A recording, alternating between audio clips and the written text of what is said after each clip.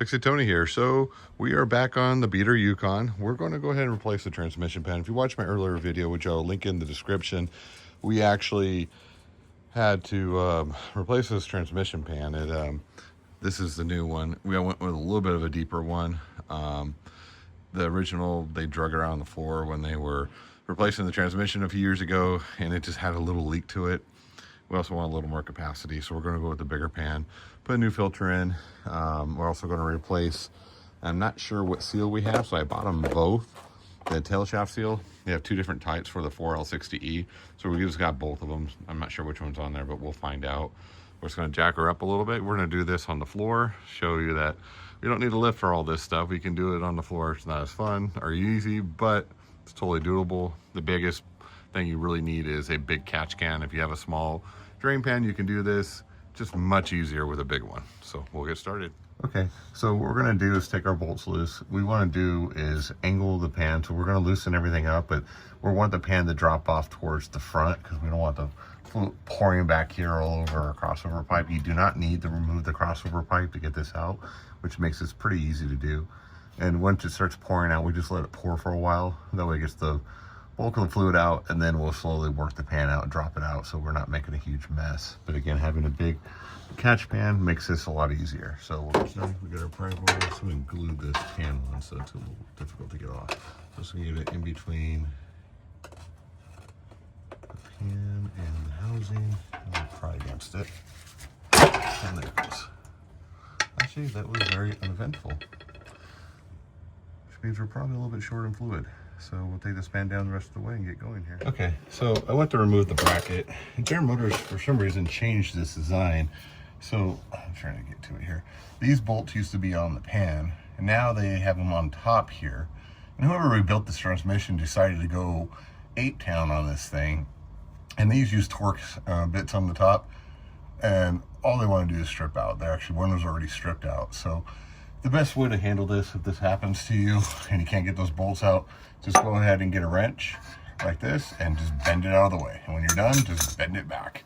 It's not the most optimum thing to do, but it just makes this a lot easier than trying to fight these two bolts off for a half hour. One bolt holding it in there, and we're just gonna bring it off a level and dump it in. Fast forward about 15 minutes, we did have to remove the exhaust. This is aftermarket because some genius stole my cats. So it hangs a little lower, which means that it doesn't clear the pan anymore. So we gotta take the 3 bolts off of this side here.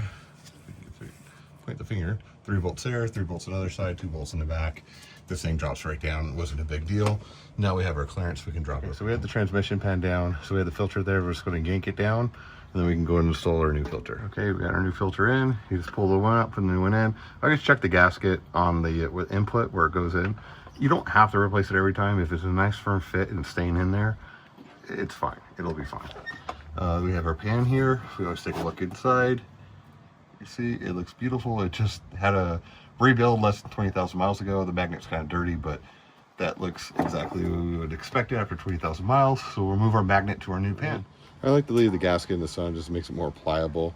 We'll sit and match the gasket, and then we're gonna put the bolts in, and you're just gonna put them all in loosely, and the gasket will actually hold them in position. So when you put the pan up, you can start each of your bolts, and then you can start the Torx. Okay, so we're just gonna, again, put them all in, but you only put them a couple threads in. Don't go much more than that. Sorry, my magnet, I had to go fish out a bolt that fell in my pan. But just a couple of threads. You don't wanna go too far, because then it's hard to get the bolts in at that point. So just a couple of threads in each one, and that'll make it nice and easy when you set it up there to start each of them. You only wanna go a little bit at a time until they're all in and they're seated and they feel good, and then you can start your Torx sequence going cross side to side. Usually I like to torque these to about 15 foot-pounds. I think they say 7.5. That never works. It always leaks.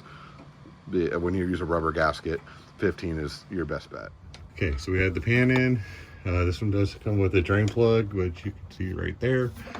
Now we're going to move to the back, to the tail shaft. We're leaking right here at the pinion seal. So we're going to start by removing the drive shaft.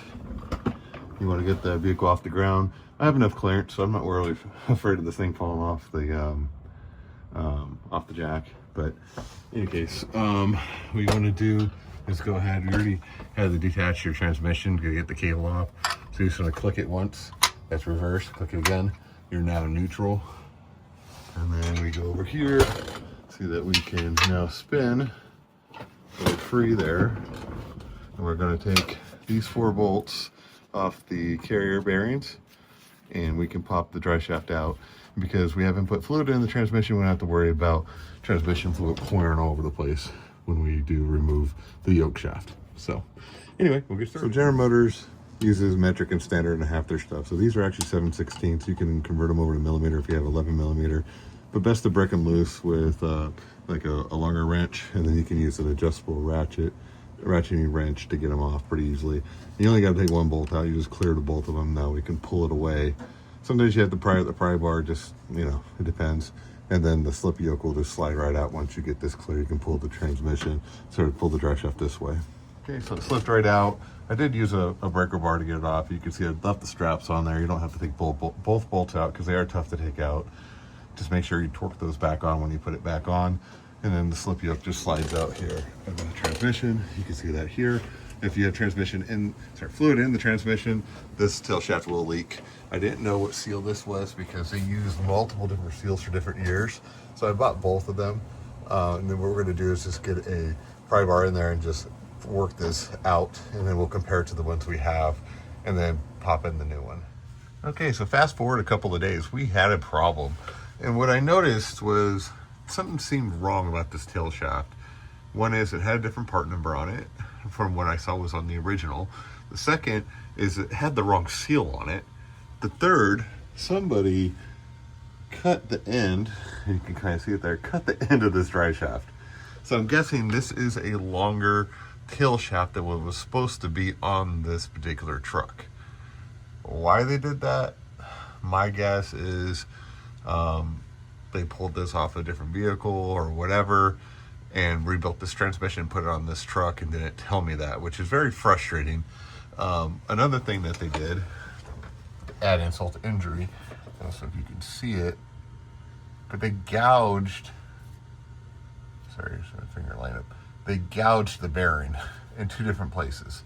So basically this thing's ruined. You can try to, go to take this off, it's a 6 bolts here, and then push out the bearing, put a new bearing in, mess with it, but it's the wrong housing. So that's not going to solve the problem. So we went to Summit, and luckily the things aren't horribly expensive. They're only about under $200. And they come with the seal installed, which is nice, the correct seal. And they also had the bearing installed. And they also had the seal in the front of the shaft of the body here. You just want to make sure you spray these down and clean them off because whatever reason they don't do that from the factory. Now to get this thing off, we're going to have to take the transmission mount off here, which is attached from the bottom. Necessarily don't have to take, well, I'm hoping I don't have to take the this cross member out, but I should be able to put a block under the transmission, jack this thing up to clear it, get the mount off, get the bolts off, and just swap the housings. So cross my fingers, that should be hopefully fairly easy. We'll see. Okay, so we got the old housing off.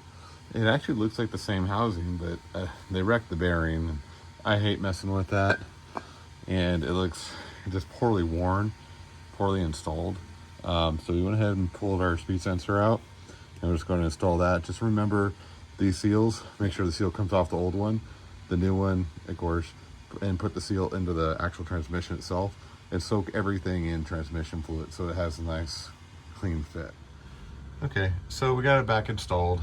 Just torque and torque specs. Your specs may change, but generally it's between like 30 and 45 foot-pounds.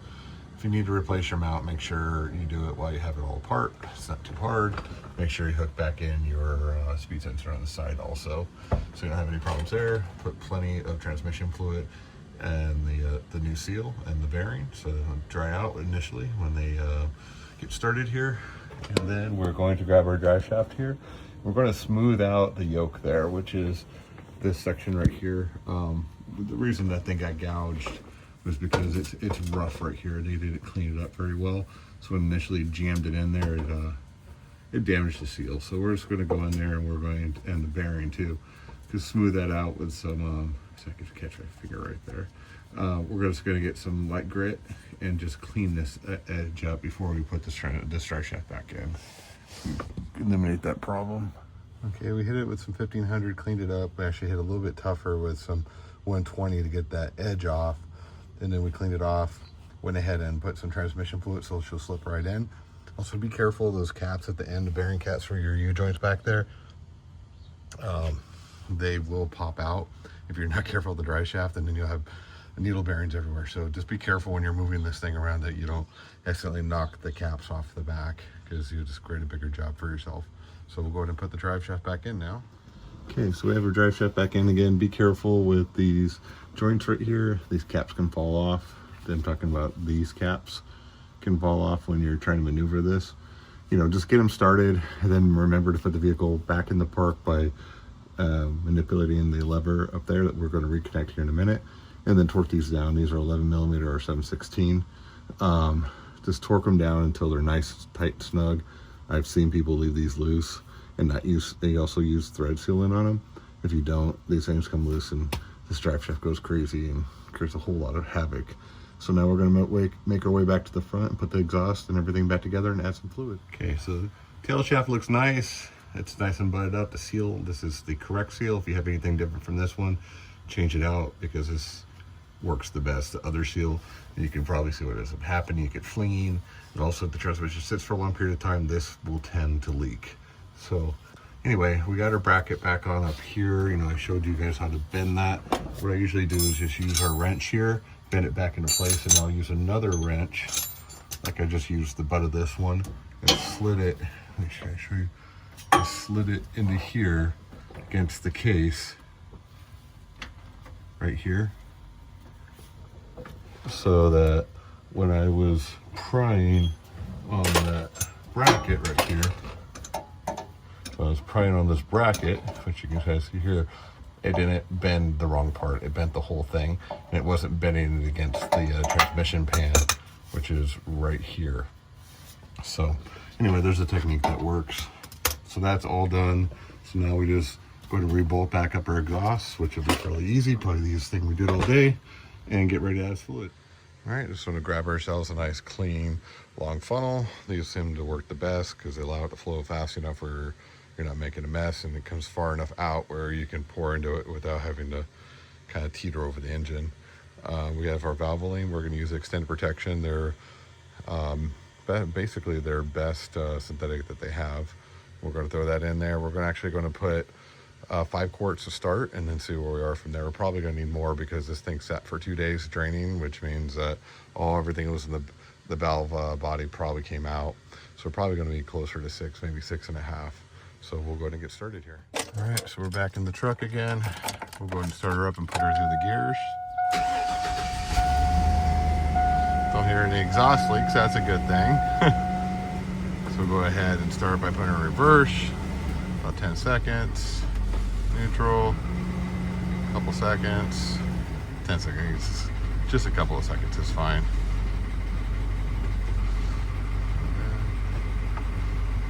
First, my indicator is not exactly the best, which is probably what yours is like too.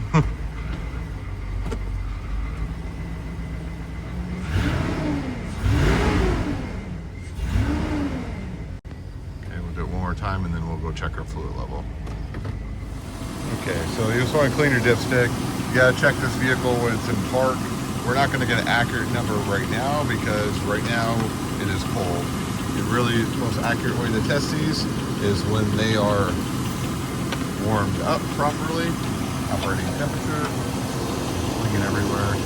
You can see right now we're right, maybe a touch high. But again, we need to drive it because it will drop a little bit. It tends to drop.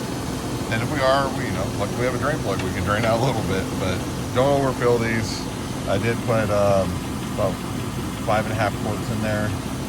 But again, as you drive it and you get all the air bubbles out of the system, it will drop a little bit. So what we're gonna do is just take this for a test drive, get it up operating temperature, and we'll go from there. Okay, we drove around about 20 miles, got her operating temperature, shift through the gears, shifts beautifully like usual.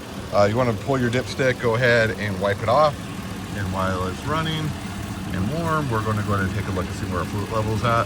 As I burn myself on this hot fender. Let's take a look here and see where we're at. So, right on the money, if not a touch high, which is fine. So what I'm gonna do is I'm gonna get underneath the vehicle. I'm gonna drain out a little bit and get us to where we should be on this one. All right, fast forward a few hours, had a, things to do. I do this on my lunch during work, and then after work, this is the only time I can work on this stuff. So anyway, we took about a little over a half quart out.